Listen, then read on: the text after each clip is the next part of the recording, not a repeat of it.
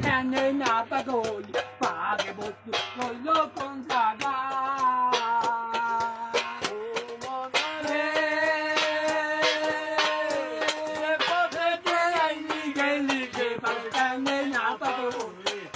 বস্তু রইল কোন জায়গা ছড়িয়াকে নাও বানাইয়া মারো পাকের বইটা দিয়া হাতান হতো দুই জায়গাতে মা পথে মা শিকার হইয়া মা পথে মা শিকার হইয়া রাত্রে করিয়া কাইয়া আলি মধু রইল কোন জায়গা